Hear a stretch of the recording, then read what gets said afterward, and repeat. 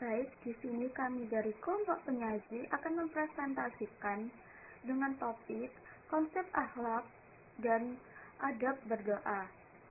Dengan anggota dari kelompok 6 sebagai berikut. Yang pertama yaitu ada Nuryanti Dwi Ratnasari NIM 2018 210159. Yang kedua yaitu ada Yolanda Della Penta dengan NIM 2018 210723.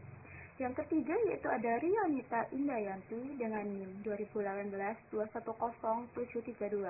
Yang keempat yaitu ada Putri Irianti Lestari dengan NIM 2018 210740. Yang kelima yaitu ada Endan Dwi Kristianti dengan NIM 2018 210863. Yang terakhir yaitu ada Siti Halimatus Sa'dia dengan NIM 2018 210915. Baik, di sini saya akan menjelaskan tentang pengertian akhlak. Nah, apa sih akhlak itu? Akhlak merupakan sebuah sistem yang mengatur tindakan dan pola sikap manusia dalam menjalani kehidupan dalam sehari-hari. Nah, dalam ajaran agama Islam itu sendiri, sistem nilai tersebut merupakan sumber ijtihad sebagai salah satu metode berpikir secara Islami akhlak. Akhlak juga memicu terjadinya suatu tindakan dan hubungan antara Allah sesama manusia dan alam semesta. Menurut Imam Al-Ghazali, akhlak adalah salah satu sifat yang tertanam dalam jiwa manusia yang dapat menimbulkan suatu perbuatan yang mudah dilakukan tanpa adanya pertimbangan pemikiran lagi. Sementara itu, Muslim Nurdin mengatakan bahwa akhlak adalah sebuah sistem nilai yang mengatur tindakan manusia yang ada di muka bumi ini. Nah, adapun juga pengertian akhlak menurut Muslim Nurdin dibagi menjadi dua sudut pandang, yaitu yang pertama suluk az-zahriyah dan bataniyah. Suluk az-zahriyah merupakan suatu cara pandang yang memperlihatkan hal-hal yang tampak di dalam diri seperti tutur kata, tingkah laku, dan watak. Sementara itu, menurut sudut pandang bataniyah, akhlak adalah ilmu yang membahas berbagai masalah yang dihadapi manusia terkait dengan hal-hal yang bersifat kejiwaan. Terima kasih atas kesempatannya. Perkenalkan, nama saya Yolanda Della Penta, NIM 2018 210723. Di sini saya akan mempresentasikan mengenai jenis-jenis akhlak. Di dalam kehidupan sehari-hari, manusia senantiasa melakukan berbagai aktivitas dan perbuatan yang merupakan perwujudan dari pola pikir manusia itu sendiri. Tindakan manusia tersebut ada yang bersifat positif dan ada yang bersifat negatif. Sifat positif tersebut dapat diwujudkan di dalam bentuk akhlakul karimah atau mahmudah, yaitu sifat-sifat yang terpuji. Dan sifat negatif berupa akhlakul mazmumah, yaitu sifat-sifat yang tercela. Menurut Islam, akhlak terdiri dari dua, yaitu akhlakul karimah atau mahmudah atau akhlak yang terpuji, dan akhlakul mazmumah, yaitu akhlak yang tercela. Akhlakul karimah atau disebut dengan akhlak yang terpuji merupakan salah satu golongan macam akhlak yang harus dimiliki oleh setiap umat muslim. Akhlakul karimah ini meliputi sifat sabar, jujur, rendah hati, dermawan, sopan, gigih, rela berkorban, adil, bijaksana, lembut dan santun, tawakal, dan masih banyak lagi. Setiap umat muslim juga seharusnya kita selalu menjaga akhlakul karimah dalam menjalankan kehidupan sehari-hari. Yang kedua yaitu akhlakul mazmumah atau akhlak yang tercela merupakan tindakan buruk yang harus dihindari oleh setiap manusia. Hal ini harus dijauhi karena akhlakul mazmumah dapat mendatangkan mudarat bagi diri sendiri maupun bagi orang lain. Contoh dari akhlakul mazmumah yaitu sombong, iri, dengki, tamak, hasad, aniaya, ghibah, dan masih banyak lagi. Sebagai seorang muslim, sudah seharusnya kita menjauhi akhlakul mazmumah ini. Hal ini karena akhlak ini itu sangat dibenci oleh Allah. Jadi setiap muslim dianjurkan untuk memiliki akhlakul karimah atau akhlak yang terpuji. Bagi seorang muslim yang memiliki sikap tersebut, maka dapat mendatangkan manfaat bagi kehidupan sehari-hari maupun di akhirat nanti. Terima kasih, selanjutnya akan dilanjutkan oleh rekan saya. Assalamualaikum warahmatullahi wabarakatuh. Terima kasih atas kesempatannya. Perkenalkan, nama saya Riani Pandayanti, NIM 2018-210-732 dari kelompok 6. Di sini saya akan mempresentasikan tentang manfaat akhlak terpuji. Yang pertama ialah dicintai Nabi Muhammad SAW. Keutamaan memiliki akhlakul karimah yang pertama ialah dicintai Rasulullah SAW. Disebutkan dalam sebuah hadis, seorang muslim yang memiliki sifat terpuji, maka menjadi orang yang dekat dengan Nabi Muhammad SAW. Sebagaimana dalam hadis berikut ini, Rasulullah SAW bersabda, orang yang paling saya cintai dan paling dekat dengan tempat saya kelak di hari kiamat adalah mereka yang memiliki akhlak mulia. Sementara orang yang paling saya benci dan tempat paling jauh dari saya kelak di hari kiamat adalah mereka yang keras dan rakus, suka menghina dan sombong. Yang kedua ialah berat timbangan di hari kiamat. Seorang muslim yang memiliki sikap akhlakul karimah di hari akhir kelak akan diselamatkan oleh Allah Subhanahu wa Ta'ala. Selain itu, setiap muslim yang memiliki akhlakul karimah juga dapat mencapai derajat seperti seorang yang berpuasa dan sholat. Hal ini sebagaimana dalam sebuah hadis, Rasulullah SAW bersabda, tidak ada suatu amalan yang jika diletakkan dalam timbangan lebih berat dari akhlak yang mulia. Sesungguhnya orang yang berakhlak mulia bisa menggapai derajat orang yang rajin puasa dan rajin sholat. Hadis Tirmizi. Yang ketiga ialah dekat dengan pertolongan Allah Subhanahu wa Ta'ala. Manfaat memiliki akhlakul karimah yang pertama adalah Allah Subhanahu wa Ta'ala menjanjikan pertolongan bagi mereka yang memiliki akhlak yang baik. Ada hubungan timbal balik yang diberikan oleh Allah Subhanahu wa Ta'ala berdasarkan perilaku seseorang. Orang yang memiliki budi pekerti dan luhur akan menjadi orang yang luhur pula di mata orang banyak, begitu juga sebaliknya. Dalam kehidupan masyarakat, praktik budi pekerti yang luhur atau akhlakul karimah bisa diwujudkan dengan cara pergaulan yang baik. Orang yang suka menolong sesama pasti akan mudah mendapatkan pertolongan nanti ketika dia membutuhkan. Dan orang yang menghormati orang lain pasti akan disegani oleh orang lain pula. Sekian presentasi dari saya, selanjutnya akan dilanjutkan oleh rekan saya. Terima kasih. Terima kasih atas kesempatannya. Nama saya Putri Rianti Lestari, NIM 2018-20740. Sini saya akan melanjutkan presentasi dari rekan saya, yaitu adab berdoa.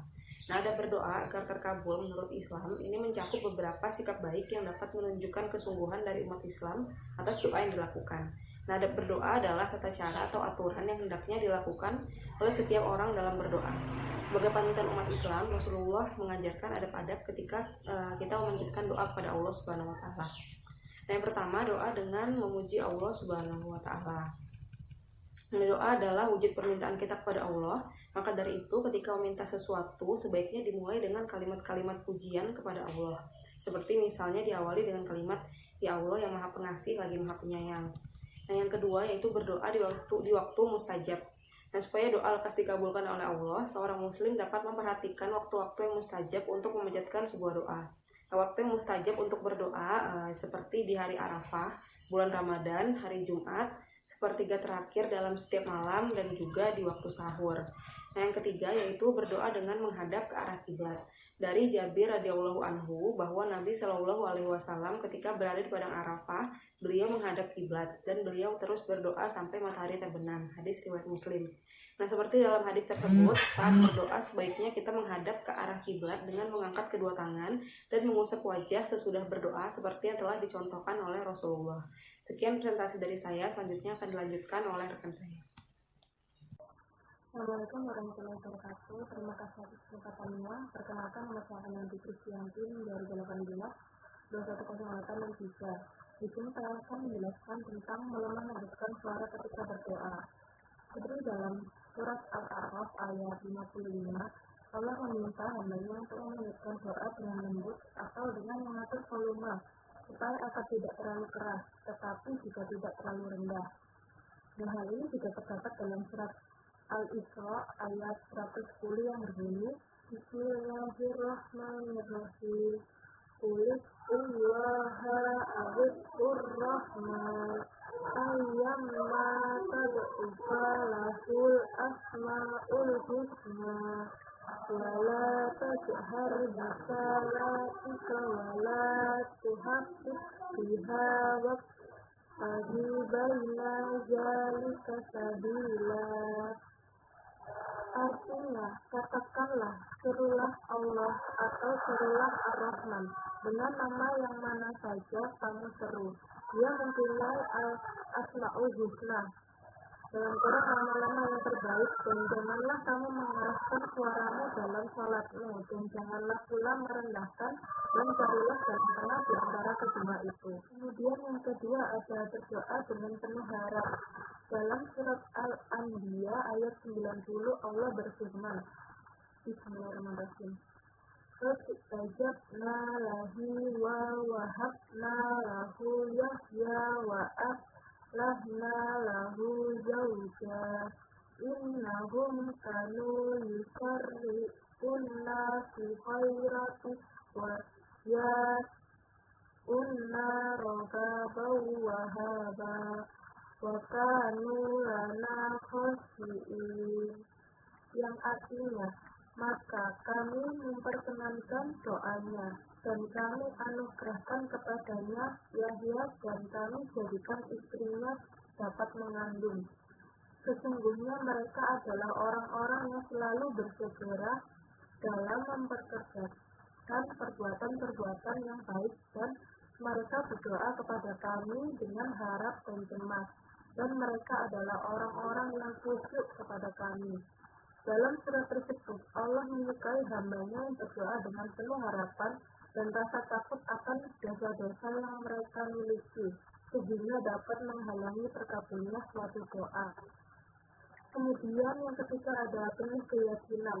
Selain berdoa dalam penuh harap dan rasa takut, ketika memanjatkan sebuah doa kita juga harus yakin bahwa Allah pasti akan mengabulkan doa kita di waktu yang tepat. Dan Allah mampu mengabulkan segala doa yang kita panjatkan. Dalam surat Al-Baqarah ayat 186 Allah berfirman, Bismillahirrahmanirrahim. Wa idza sa'alaka ibadi anni fa inni qarib ujibu dawadat iza da'ani falyastajibuli wa yu'minu bila Allahum yasjudun, yang artinya, dan apabila hamba-hambaku bertanya kepadamu tentang aku, maka jawablah bahwasanya aku adalah dekat. Aku mengabulkan permohonan orang yang berdoa apabila ia memohon kepadaku. Maka hendaklah mereka itu memenuhi segala perintahku, dan hendaklah mereka beriman kepadaku agar mereka selalu berada dalam kebenaran. Assalamualaikum warahmatullahi wabarakatuh. Terima kasih atas kesempatannya.